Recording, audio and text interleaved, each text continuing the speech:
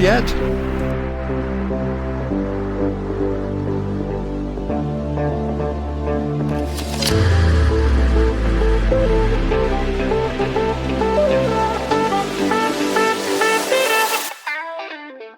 Welcome to cleaning and painting with the Holy Shed motorcycles. Wasn't going to bore you with how I've cleaned up the front brake discs, but needless to say they've come up really nicely. I was going to buy some new wavy discs, but looking at how they've come up after a bit of sanding and wire brushing, I'm going to stick with the originals.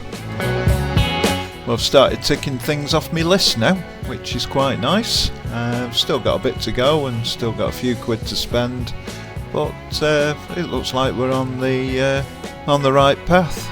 I was saying to the missus yesterday that basically once the frame comes back we can start building it up. The forks are done, front wheel's done, the back wheel will be done today hopefully, rear shock, engine, the list goes on. So fingers crossed by sort of Monday of next week, which will be 7 days time, we'll have a proper rolling chassis. Obviously this video will be going out in the future, so fingers crossed everything I've just been talking about should all be done. One of the big issues I've got at the moment is paint colour. I really can't make my mind up what colours to use, but I suppose we'll think about that a little bit closer to the time. I've got plenty to do before we get to that stage. Started cleaning a few more things up. Started off with the chain adjusters from the back of the swinging arm. They were in a real state. So at times like this I'd love to have a bench grinder with a wire wheel on it, but cordless drill will have to take precedent now, unfortunately, because I haven't got one. So I set to. Started off with a little die grinding piece in the drill just to get rid of all the rubbish out of the inside and round the screw holes. One of the screws was absolutely solid, so I had to stick that in the vise. Eventually it did give way and we got it out. I stood at the side of the road while I was doing the last recording, hence the road noise. So yeah, carrying on with this, getting them nice and clean. Started again, once again with the wire wheel on the drill, and then set to with the emery cloth. Started with a 120 grit up to the 400 grit, and then straight on with the Autosol again. They've come up quite nice, and I've found a couple of nice stainless steel screws as well, so I'm going to bang those in, hexagon head, so that'll do nicely. And then the last job for this one was basically just ream out the holes with my tap and die set just to make sure everything's okay and clear. Put some copper grease onto the screws, and that's it. We're all finished, all ready to go on the swinging arm when it comes back from powder coat.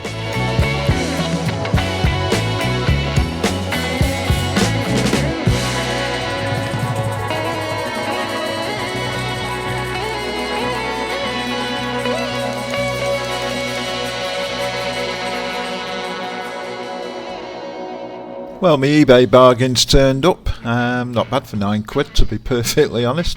A little bit rusty and dirty, but I can live with that because it just means that I can start having a play with cleaning it all up and making it look sweet again.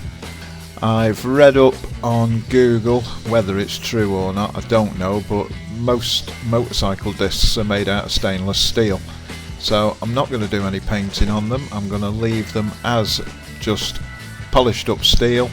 So it was out with the wire brush on the drill again. Plus, of course, the old Autosol.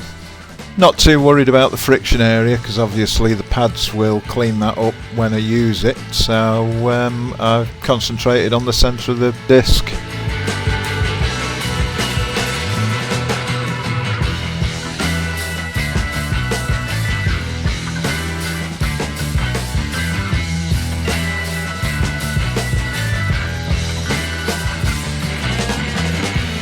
I have to admit that I quite like the finished product.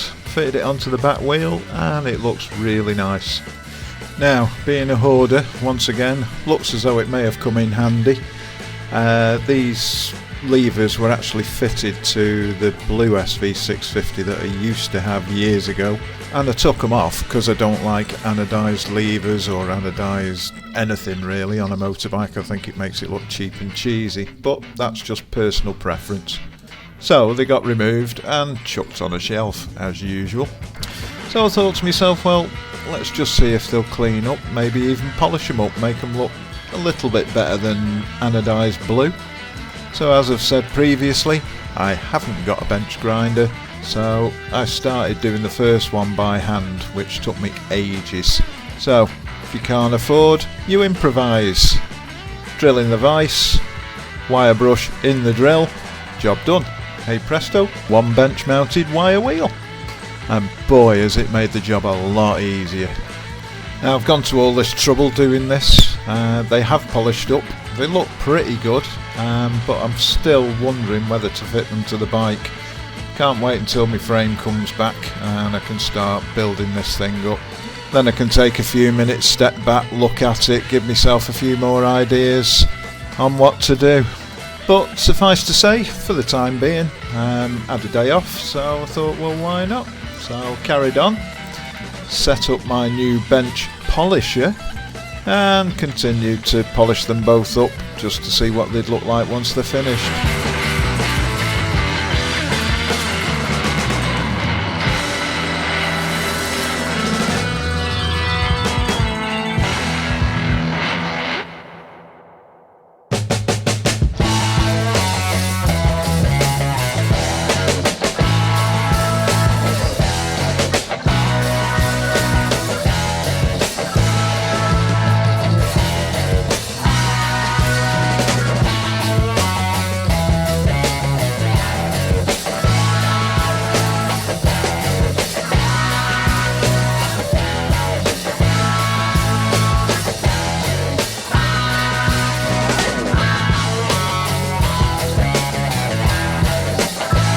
There is a little bit of blue showing through where one of the screws goes, but at the end of the day I can't get in there, so we'll keep it as it is.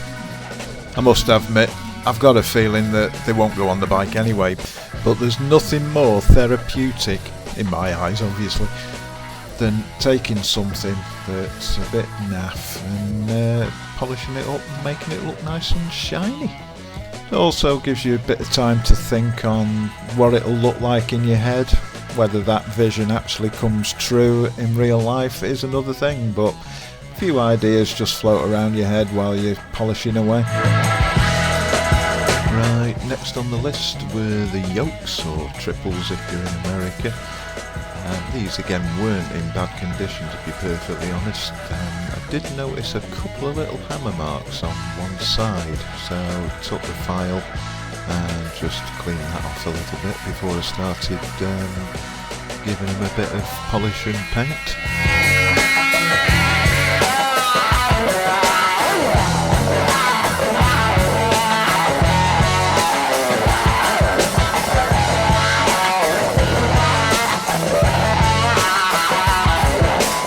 Removing the ignition barrel was a different kettle of fish.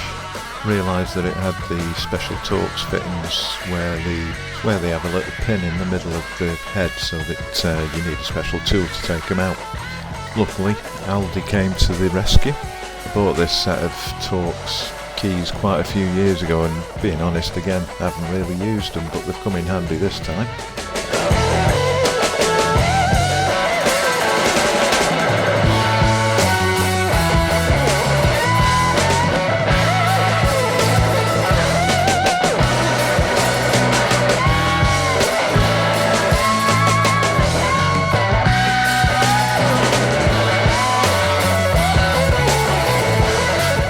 Seemed really tight, but I think that was just down to the amount of Loctite that was around the screw.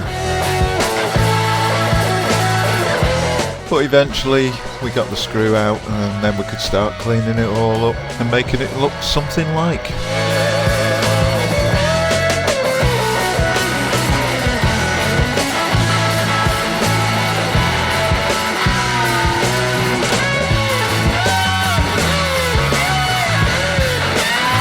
Okay, so with the lockout, just basically started cleaning her all up, getting rid of any of the dirt and corrosion, and then just gave it a quick spray and polished the top. Top yolks come out really nicely, I'm quite impressed with that.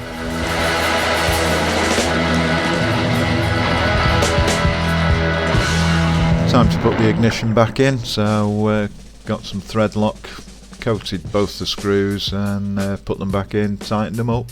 I did try to spruce the ignition lock up a little bit as well, cleaning it while it was out. It hasn't made a lot of difference, to be honest, but I did put some GT85 down the actual barrel, as it seemed to be a little bit tight, and when I pulled the key out there was quite a bit of rust on the key.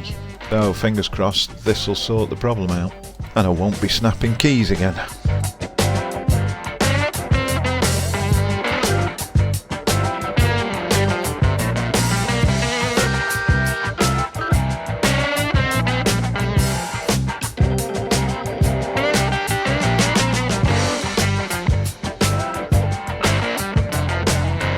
So there we go, another piece of the jigsaw puzzle finished. Top and bottom yoke are looking very nice indeed, even if I say so myself. Getting very impatient now and been waiting for my phone to ring to say that my frame's ready, then we can start building it up and seeing where we're up to.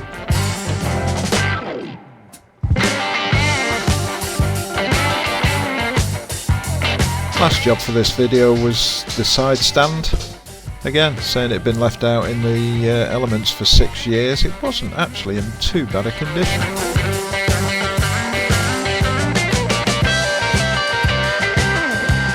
Took the side stand cut-off switch out. Don't know whether to replace this, to be honest, or just to bypass it when I put the bike back together.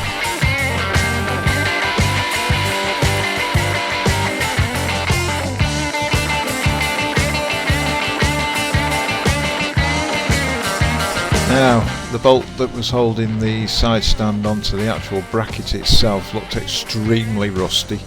Thought I'd give it a try with my 3/8 ratchet just to start off with, and found it very, very tight indeed.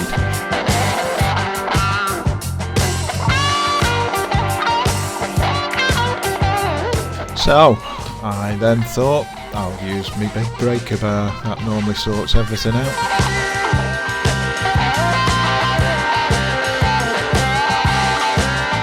Did attempt to move, but I thought to myself it still feels extremely tight, so there's something not quite right here somewhere.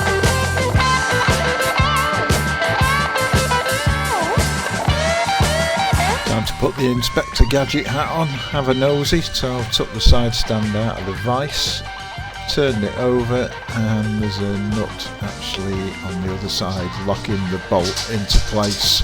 The moral of the story is, check everything before you try and undo a few nuts and bolts. The nut on the opposite side came off quite easy, to be honest, and so did the bolt that I was trying to undo in the first place. What a knob.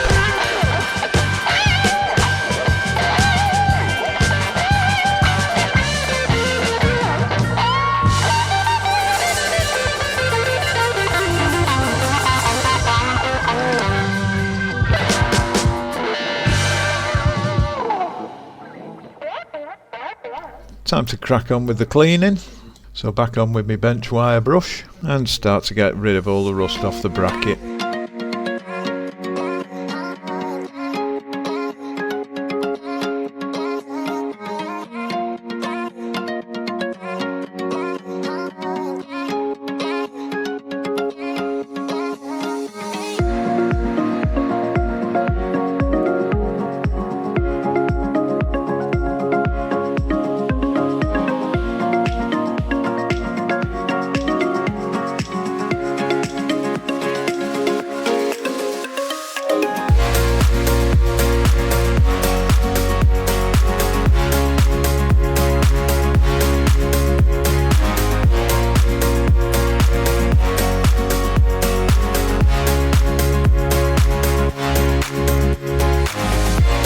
Any parts I couldn't get to with the bench wire, I used a hand wire brush and a bit of emery cloth.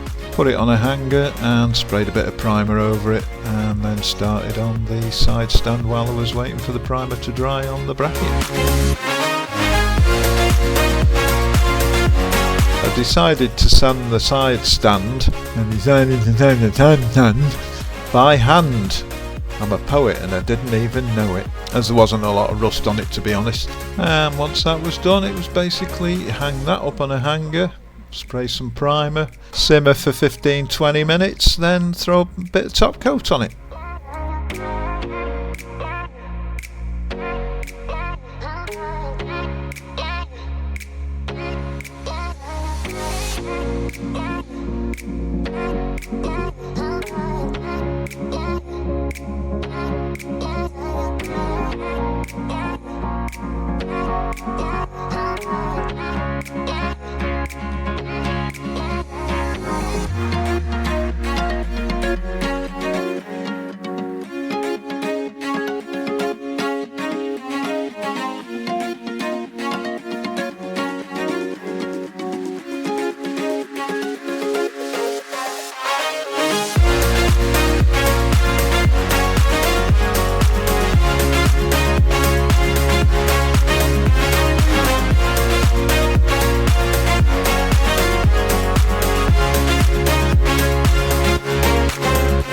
And the results are looking pretty good, even if I say so myself.